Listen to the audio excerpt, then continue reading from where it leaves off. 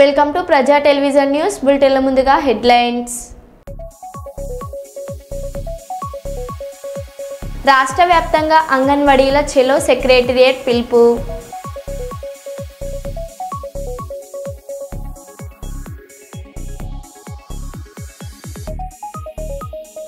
వ్యవసాయ శాఖ మంత్రి తుమ్మల నాగేశ్వరరావు ఆకస్మిక తనిఖీ.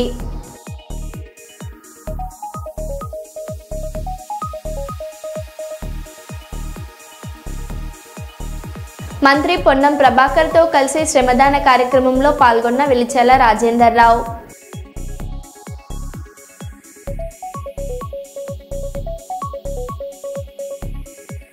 శ్రీకృష్ణ దేవరాయలు నెలకొల్పిన రికార్డును అధిగమించి శ్రీవారికి అత్యధిక సార్లు పట్టు వస్త్రాలు సమర్పించిన ముఖ్యమంత్రి నారా చంద్రబాబు నాయుడు.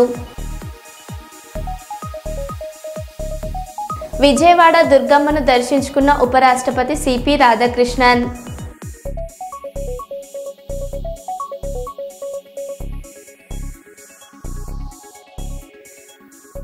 ఇక వివరాల్లోకి వెళ్తే, Hyderabad BRS working president KTR అన్నారు, వాళ్ళ బాస్ చంద్రబాబు ఆడించినట్లు రేవంత్ రెడ్డి కూడా ఆడుతున్నాడు. కర్ణాటకలో అల్మట్టి డ్యాంను 5 అడుగులు ఎత్తు పెంచేందుకు 70,000 కోట్లు ఖర్చు చేస్తున్నారు. అదే సమయంలో 40 లక్షల ఎకరాలకు నీళ్లు అందించే ప్రాజెక్టు కోసం 93,000 కోట్లు ఖర్చు చేస్తే 1,00,000 కోట్లు తిన్నారని ప్రచారం చేస్తున్నారు. 93,000 కోట్లు ఖర్చైన ప్రాజెక్టులో నిజంగా 1,00,000 కోట్లు తిన్నారంటే ఆ డబ్బుతో నిర్మించిన బ్యారేజీలు, పంప్ హౌస్లు, సొరంగ మార్గాలు, కాల్వలు, రిజర్వాయర్లు ఎవరు కట్టారు అని ఒక్కసారి ఆలోచించండి అని ఆయన ప్రశ్నించారు. కర్ణాటకలో ఆల్మట్టి డ్యామ్ హైట్ పెంచుతున్నారు 5 ఫీట్లు. ఒక్క డ్యాము ఆల్రెడీ కట్టి ఉన్న డ్యాము 5 ఫీట్లు పెంచేందుకు వాళ్ళు ఎంత ఖర్చు పెడుతున్నారు ఎరికేనా? 70,000 కోట్లు ఒక భూసేకరణకే. 70,000 కోట్లు. అదే కేసీఆర్ గారు 40 లక్షల ఎకరాలకు నీళ్ళు ఇచ్చే ప్రాజెక్టు, దాని మీద 93,000 కోట్లు ఖర్చు పెడితే తిన్నాడు 1,00,000 కోట్లు తిన్నాడు 1,00,000 కోట్లు తిన్నాడు వేసుకపోయింది ఇంట్లోకి. మనం ఎప్పుడైనా ఆలోచించినామా కనీసం? అరే 93,000 కోట్లు ఖర్చు అయిన ప్రాజెక్టులో 1,00,000 కోట్లు ఎవడెట్లా తింటాడు? మరి 1,00,000 కోట్లు ఈయననే తింటా బరాజులు ఎవడు కట్టిండు? ఆ పంప్ హౌజ్లు ఎట్లా కట్టిర్రు? ఆ సొరంగ మార్గాలు ఎట్లా కట్టిర్రు? మరి ఆ మొత్తం కాలువలు ఎట్లా కట్టిండ్రు? గన్ని రిజర్వాయర్లు ఎట్లా వచ్చినాయి? గిన్ని నీళ్ళు ఎట్లా వస్తున్నాయి? ఇలా భూమికి బరువు అయ్యేంత పంట ఎడికెళ్ళి వండుతున్నది అని ఎప్పుడైనా కూర్చొని ఆలోచించినవా? ఇక తిన్నాడట అంటే తిన్నాడు, తినే ఉంటాడు. ఇదిగో పూలంటే అదిగొత్త ఒక అడిగినోడు లేడు, చూసినోడు లేదు. ఎవరు పడతా వాళ్ళు ఏది పడతా చెప్పుడు, మనం నమ్ముడు. ఆయనతో పోయి బాయిలో దుంకుతున్నామా, బుందలో దుంకుతున్నామా, ఏది చూసేది లేదు, పోయి దుంకుడేనే. నల్గొండ జిల్లా దామర్లచెర్ల మండలం కొత్తపేట తండాకు చెందిన యువ రైతు ధనావత్ సాయి సిద్ధు యూరియా కోసం ధర్నా చేశాడనే కారణంతో పోలీసులు అతనిపై తీవ్రంగా దాడి చేసినట్టు ఆరోపణలు వెలువడుతున్నాయి. బాధితుడు వాపోయిన వివరాల ప్రకారం సుమారు 25 నిమిషాల పాటు రబ్బర్ బెల్ట్తో విచక్షణ రహితంగా కొట్టారని, ఆ సమయంలో తన భార్య వేడుకున్నా కూడా పోలీసులు ఆగలేదని చెప్పారు. లంబాడీల దానా అంటూ తిట్టి అవమానపరిచారని ఆయన కన్నీటి పరవంతమయ్యారు. బాధితుడు కనీసం తన వాదన వినకుండానే పోలీసులు దాడి చేశారని ఆరోపించారు. అసలు నీకేమైనా గుంట భూమి ఉందారా లమ్మళ్ళ జొడక? నీకేంటి అవసరం? నీకేమైనా అవసరం ఉందారా? నీకేమైనా గత ఉందారా నీకు? ఇట్లా దాని గురించి ఇట్లా లమ్మళ్ళ జొడక అని మాట్లాడుతుంటే కాళ్ళతో తనుకుంటే సార్ 25 నిమిషాలు నరకం చూపెట్టారు సార్. 3 కానిస్టేబుల్ వచ్చాయి సార్. 25 నిమిషాలు ఏకదాటి సోయి లేదు సార్. సోయి ఇట్లా పడిపోయినా కానీ నాకు అసలు నరకం పైన చూసి కిందికి అట్లా నరకం చూసుకుంటూ వచ్చినా సార్. 25 నిమిషాల తర్వాత బెల్ట్తోని లాఠీలతోని స్టేషన్లో నడిచే ఓపిక లేకుంటే పొద్దు నుంచి సాయంత్రం ఎక్సైజ్ కింద పైన ఇట్లా ఎక్సైజ్ చేపిస్తారు నడవని. లాస్ట్ మూమెంట్లో కోర్టుకు తీసుకే టైం పోలీస్ నుంచి బయటికి రాగానే సార్ కుంటున్నా సార్. నేను మళ్ళీ గట్టిగా నడవని కాళ్ళతో తండుతాను సార్. మళ్ళీ లాస్ట్ గట్టిగా నడవాలి. ఎవరికైనా చెప్పినావో నీకు బెయిల్ రాకుండా చేస్తాయేమో అనుకుంటున్నావో. ఇంకోసారి ఎప్పుడైనా కనిపిస్తావారా నాకు కొడక? ఎప్పుడైనా కనిపిస్తావు నీకు బెయిల్ రాకుండా చూసుకుంటా. ఎవరికైనా హాస్పిటల్లో కానీ జడ్జి దగ్గర కానీ మీ వాళ్ళకి ఎవరైనా చెప్తే నీ సంగతి ఎట్లా చేయాలి అట్లా చేస్తాను నేను. మళ్ళీ గవర్నమెంట్ హాస్పిటల్ పోయినా కానీ నేను సరే ఆడ మీరు ఏం చెప్పొద్దు అని ఆ కానిస్టేబుల్ బైక్ పైన మమ్మల్ని మాట్లాడుకుంటే బెదిరుకుంటే వచ్చిన ఆయనకు సార్ ఓన్లీ 100 రూపాయల పెట్రోల్ నేనే పంపించిన సార్ రావడానికి.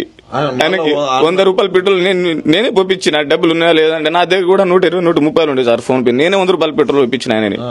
మరి హాస్పిటల్ రాగానే సార్ ఈడ కొద్దిగా నొప్పులు ఉన్నాయి అని చెప్తే, అరే నువ్వు ఆడవనివా ఏమైతుంది రా దెబ్బలు ఏం లేదని వాళ్ళతో మేనేజ్ చేయించి టాబ్లెట్ తీసుకోవడం జరిగింది. కోర్టులో టాబ్లెట్ నాకు మింగని ఇచ్చారు సార్.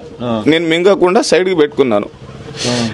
జడ్జి దగ్గర వచ్చేసరికి ఇక నన్ను ఇక ఎవరు లేరు, ఎవరు ఏం చేయలేరు అని జడ్జి దగ్గరతో నేను అక్కడ మళ్ళీ కింద పడిపోతే జడ్జి సార్ ఏమో పైన చైర్ పైన కూర్చొని చెప్పి మొత్తం ఏమేమి జరిగింది బాబు మొత్తం చెప్పంటే నేను ఏమేమి జరిగిందో ఇది మొత్తం చెప్పాను అన్న. మోకాల పైన ఎక్కడ కొట్టారు, తర్వాత ఎక్కడ కొట్టారు సార్, కట్టేసి పరి కొట్టారు సార్ తాడుతోని. అంటే నువ్వు బేసిక్ ఏం పని చేసుకుంటావు? నేను ఆటో తోలుతా సార్. ఇప్పుడు మరి ఆటో తోలే పరిస్థితి కనిపిస్తుందా? ఆ రోజు దగ్గర నుంచి ఇంటికానే ఉన్నా సార్. కావాలంటే ఎక్కడైనా ఎగ్గొచ్చి ఆటోకి పోలే ఏం పోలేదు సార్, ఇంటికానే ఉన్నా. ఫైనాన్స్ కట్టకుంటే వాడు ఆటో కూడా ఫైనాన్స్ వాళ్ళు కూడా ఎత్తుకుపోయారు సార్. అంటే ఆటో తోలాలంటే కాళ్ళు కొంచెం పని చేయాలి సార్. ఎట్లా నీ జీవనాధారం ఎట్లా నడుస్తుంది? నేను నా భార్య నాకు 2 పిల్లలు సార్. ఇంకోటి నా భార్య ప్రెగ్నెన్సీ. ఇప్పుడు నెల చూపించాలన్నా కానీ చిన్న పిల్లలు చూపించా. నేను రోజు పోతే 500, 600 తెస్తే కానీ నాకు ఇల్లు గడవదు సార్. ఏమైనా మాకు ఏకైనా ఆస్తులు లేవు, ఏమో లేవు. మా నాన్నగారు కూడా లేదు. మా అమ్మ కూడా పొద్దున్న పూట వస్తే బేరంగి పోయి పండ్లు వ్యాపారం చేసుకుంటారు సార్. మా అన్న కూడా డ్రైవింగ్ చేసుకుంటూ బతుకుతారు సార్. మాకు జీవనాధారం కూడా ఏం లేదు సార్. పొద్దు నుంచి సాయంత్రం కష్టపడితేనే మాకు ఒక 500-600 రూపాయలు దాంట్లోనే కూరగాయలు గిరకాయలు చిన్న ఇట్లా బతుకుంటాం సార్. ఇప్పుడు ఆటో కూడా తోలుతలేవు? లేదు సార్, ఆటో కూడా తోలుతలేదు సార్. ఇల్లు కూడా గడుస్తలేదు. చాలా హీనంగా ఉంది సార్ బతుకు. ఈ పరిస్థితులు వస్తాయి అనుకున్నావు అసలు? లేదు సార్, ఎప్పుడు అనుకోలేదు సార్ ఇట్లా పరిస్థితి. ఏడవ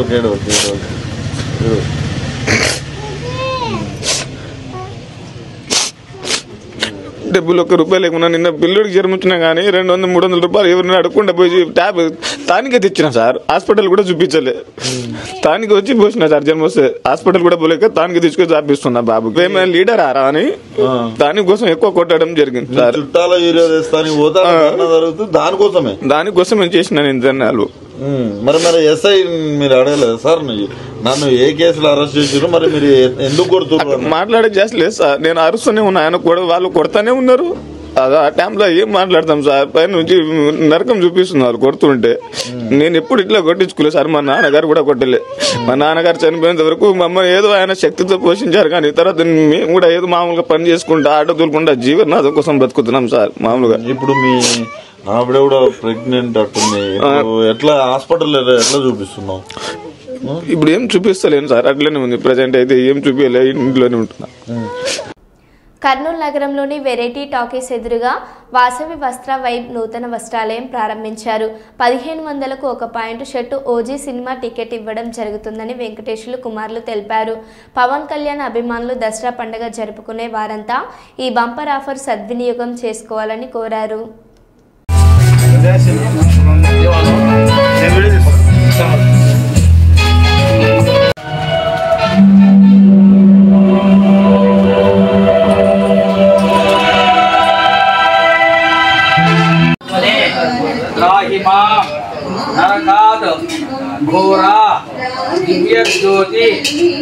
నమోస్తు అంధకార నివారక తమో గృహాణ దేవేశ మమ సౌఖ్యం వివర్ధయ.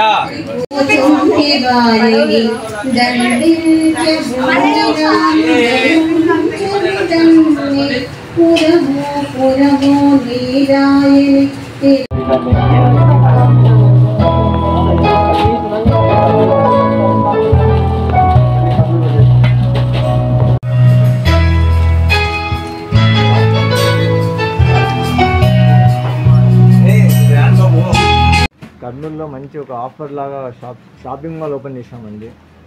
ఇక్కడ వచ్చేసి ఓజీ టికెట్ ఒకటి ఫ్రీ ఇస్తున్నాము. మా దగ్గర ఒక డ్రెస్ తీసుకున్నాను అనుకోండి, 1 పేరుకి 1 టికెట్ ఫ్రీ ఇస్తున్నాను. 3000 పర్చేస్ చేస్తే 2 టికెట్ ఫ్రీ ఇస్తున్నాను. 5000 పర్చేస్ చేస్తే 3 టికెట్ ఫ్రీ ఇస్తున్నాను.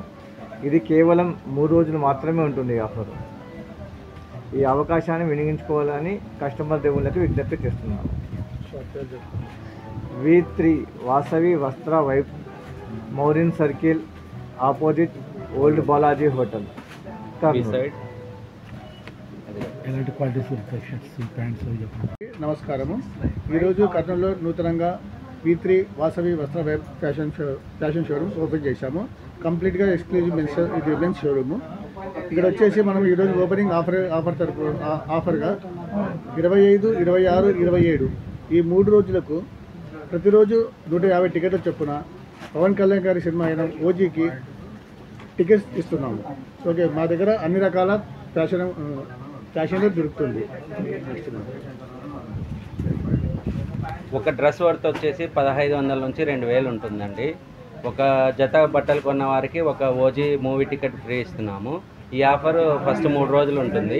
డైలీ ఒక 150 మంది కస్టమర్లకు ఇస్తున్నాము. 3000 వర్త్ కొన్నట్లయితే 2 టికెట్లు, 5000 వర్త్ కొన్నట్లయితే 3 టికెట్లు కూడా ఇస్తున్నామండి. ఫస్ట్ 100 కస్టమర్లు ఎవరైతే వస్తారో వాళ్ళకే ఈ టికెట్ వస్తుందండి. వెంకటేష్ థియేటర్ అండి, ఫస్ట్ క్లాస్ టికెట్ అండి. కుమారస్వామి కంపెనీ ఐటమ్స్ ఉంటుంది. Ramrajan half and full casuals, cargos, t-shirts, totally models, totally fashion available. Karimnagar Swachhata Hi Seva కార్యక్రమంలో భాగంగా గురువారం ఉదయం లోయర్ మానేర్ డ్యాం పరిసరాల్లో శ్రమదానం నిర్వహించారు. ఏక్ దిన్ ఏక్ గంట ఏక్ సాత్ నినాదంతో జరిగిన ఈ పరిశుభ్రత కార్యక్రమంలో మంత్రి పొన్నం ప్రభాకర్తో పాటు కాంగ్రెస్ పార్టీ కరీంనగర్ పార్లమెంట్ నియోజకవర్గ ఇన్ఛార్జ్ వెలిచాల రాజేందర్రావు కూడా చీపురు పట్టి శుభ్రపరిచే పనుల్లో పాల్గొన్నారు. ఈ కార్యక్రమంలో పెద్ద సంఖ్యలో విద్యార్థులు, అధికారులు, పోలీస్, ఫారెస్ట్ సిబ్బంది, పారిశుద్ధ కార్మికులు పాల్గొన్నారు. ఈ సందర్భంగా వెలిచాల రాజేందర్రావు మాట్లాడారు. కేటాయించడానికి ప్రతి సంవత్సరం 100 గంటలు అనగా ప్రతి వారం 2 గంటలు స్వచ్ఛందంగా పరిసరాలను అపరిశుభ్రం చేయను, ఇతరులను అపరిశుభ్రం చేయనీయను అని స్వయంగా మొదలుపెట్టి నా కుటుంబం, నా పట్టణం, నేను పనిచేసే చోట పరిశుభ్రంగా ఉండేలా భారత ఉపరాష్ట్రపతి గౌరవనీయులు శ్రీ సిపి రాధాకృష్ణన్ గారికి రేణిగుంట ఎయిర్పోర్ట్లో సాదర స్వాగతం పలుకుతున్న జిల్లా ఇన్ఛార్జి మంత్రివర్యులు శ్రీ అనగాని సత్యప్రసాద్, జిల్లా కలెక్టర్ డాక్టర్ ఎస్ వెంకటేశ్వర్, నగరపాలక సంస్థ కమిషనర్ శ్రీమతి ఎన్ మౌర్య తదితరులు.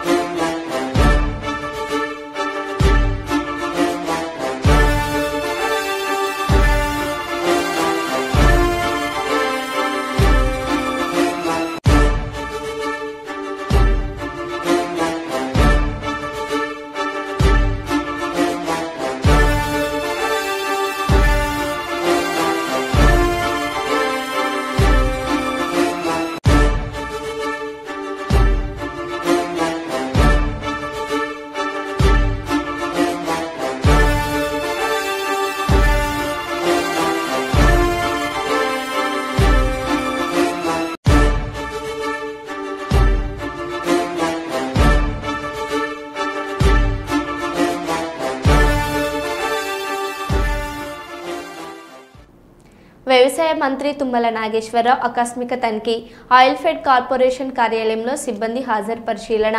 ఎండీ శంకరయ్యతో చర్చించిన మంత్రి సమయపాలన పాటించని సిబ్బందిపై చర్యలు తీసుకోవాలని ఆదేశాలు.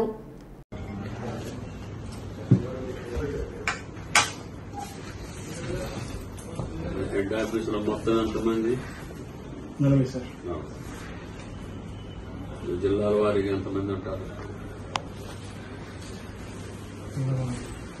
40,000 రైతులు దాకా వచ్చేసారు. 40,000 రైతులు.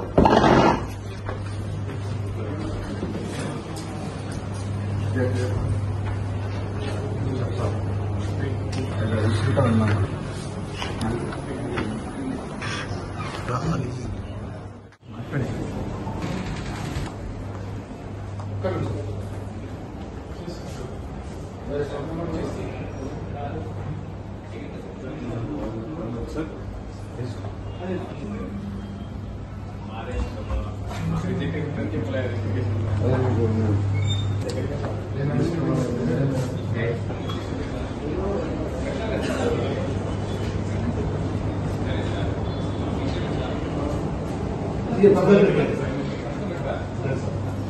అంటే లేట్ అవర్స్ వచ్చిన వాళ్ళు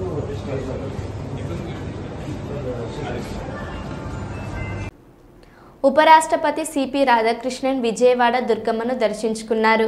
మంత్రి కొలుసు పార్థసారథి, పాలక మండలి చైర్మన్ రాధాకృష్ణన్ తదితరులు ఉపరాష్ట్రపతి దంపతులకు స్వాగతం పలికి దర్శన ఏర్పాట్లు చేశారు. అనంతరం దుర్గమ్మను దర్శించుకుని ప్రత్యేక పూజలు చేశారు.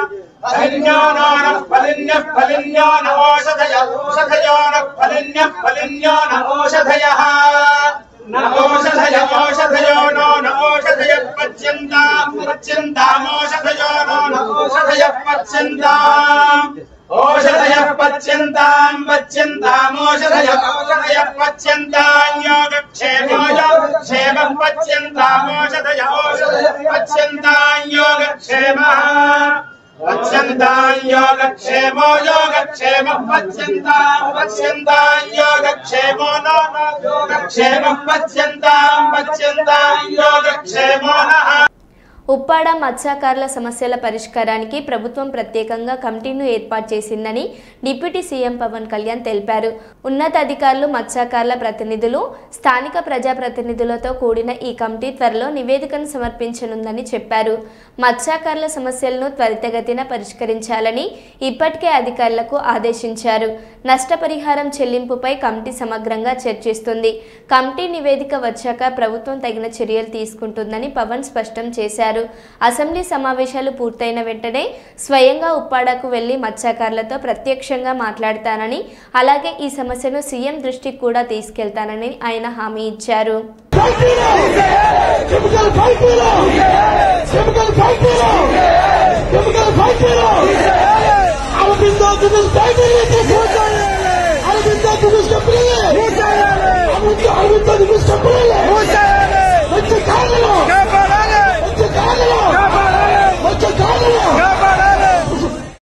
తిరుపతి జిల్లా ఎస్పీఎల్ సుబ్బారాయుడు వీడియో సందేశం ద్వారా దసరా సెలవులు తిరుమల బ్రహ్మోత్సవాల సందర్భంగా భక్తులకు పలు సూచనలు చేశారు.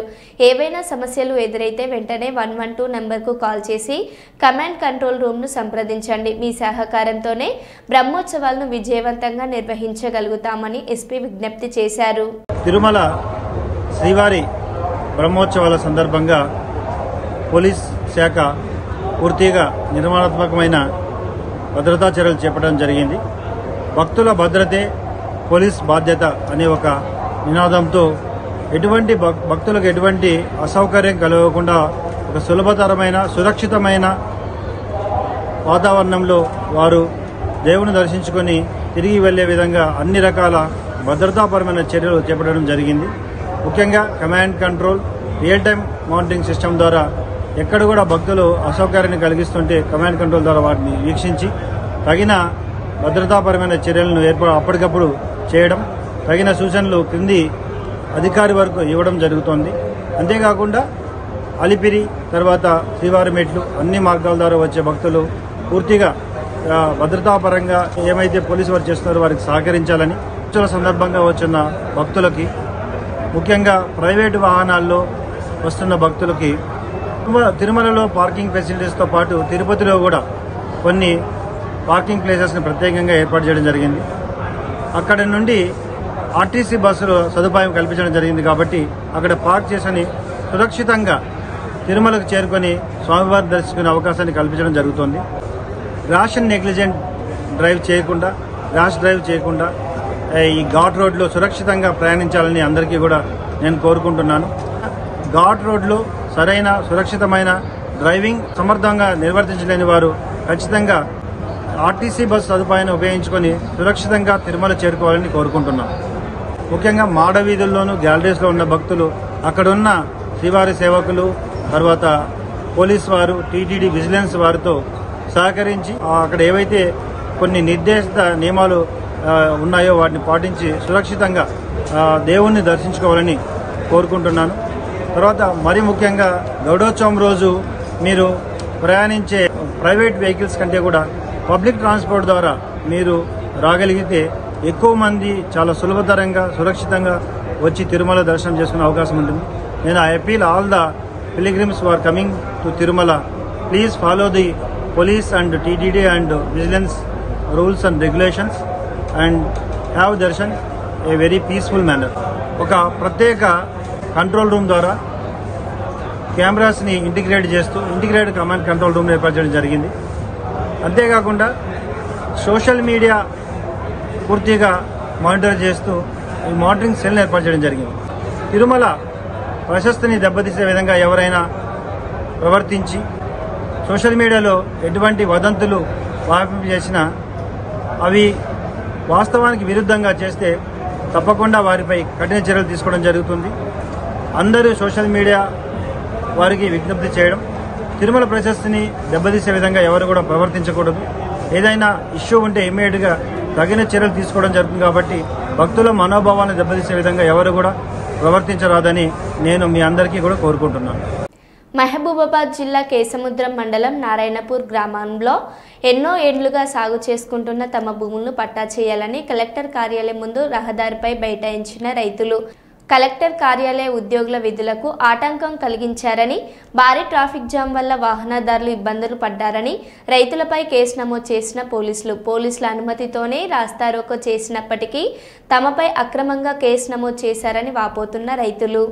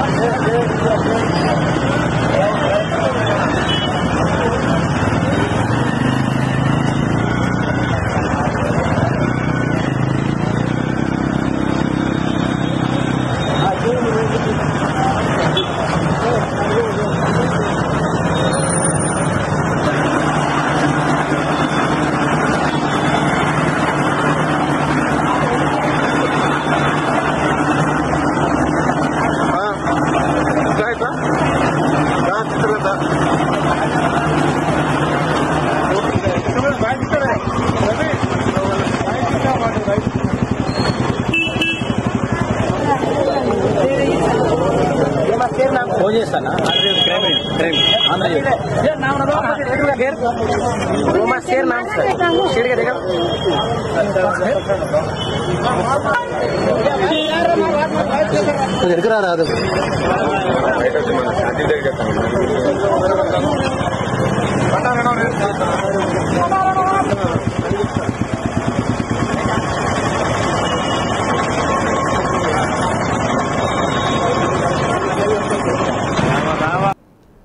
దసరా ఉత్సవాలకు విజయవాడకు వచ్చిన ఉపరాష్ట్రపతి సిపి రాధాకృష్ణన్ గారికి విమానాశ్రయంలో స్వాగతం పలికిన ముఖ్యమంత్రి చంద్రబాబు నాయుడు గారి దంపతులు.